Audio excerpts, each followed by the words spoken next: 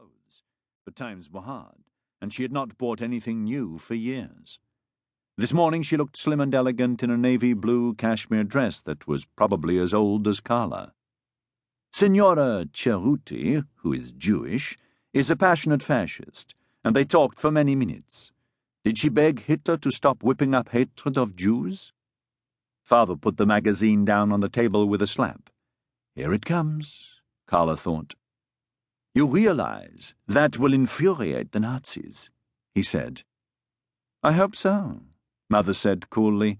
The day they're pleased with what I write, I shall give it up. They're dangerous when riled. Mother's eyes flashed anger. Don't you dare condescend to me, Walter. I know they're dangerous. That's why I oppose them. I just don't see the point of making them irate. You attacked them in the Reichstag? Father was an elected parliamentary representative for the Social Democratic Party. I take part in a recent debate. This is typical, Carla thought. Father was logical, cautious, law-abiding. Mother had style and humour.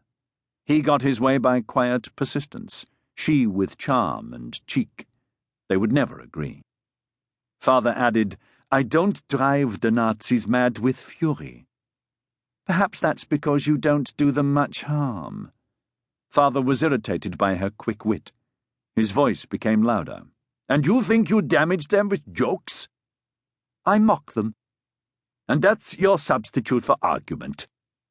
I believe we need both. Father became angrier.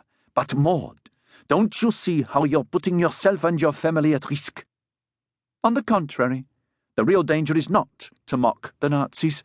What would life be like for our children if Germany became a fascist state? This kind of talk made Carla feel queasy. She could not bear to hear that the family was in danger. Life must go on as it always had.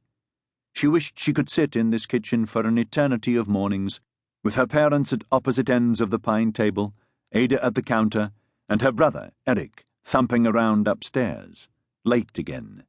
Why should anything change? She had listened to political talk every breakfast time of her life, and she thought she understood what her parents did, and how they planned to make Germany a better place for everyone. But lately they had begun to talk in a different way. They seemed to think that a terrible danger loomed, but Carla could not quite imagine what it was. Father said, God knows I'm doing everything I can to hold back Hitler and his mob. And so am I. But when you do it, you believe you're following a sensible course. Mother's face hardened in resentment. And when I do it, I'm accused of putting the family at risk. And with good reason, said Father. The row was only just getting started, but at that moment Eric came down, clattering like a horse on the stairs, and lurched into the kitchen with his school satchel swinging from his shoulder. He was 13, 2 years older than Carla, and there were unsightly black hairs sprouting from his upper lip. When they were small, Carla and Eric had played together all the time. But those days were over, and since he had grown so tall he had pretended to think she was stupid and childish. In fact, she was smarter than he, and knew about a lot of things he did not understand, such as women's monthly cycles. What was that last tune you were playing? He said to Mother. The piano often woke them in the morning. It was a Steinway Grand, inherited, like the house itself, from Father's parents. Mother played in the morning because, she said, she was too busy the rest of the day and too tired in the evening. This morning she had performed a Mozart sonata, then a jazz tune. It's called Tiger Rag, she told Eric. Do you want some cheese? Jazz is decadent, Eric said. Don't be silly. Ada handed Eric a plate of cheese and sliced sausage, and he began to shovel it in. Carla thought his manners were dreadful. Father looked severe.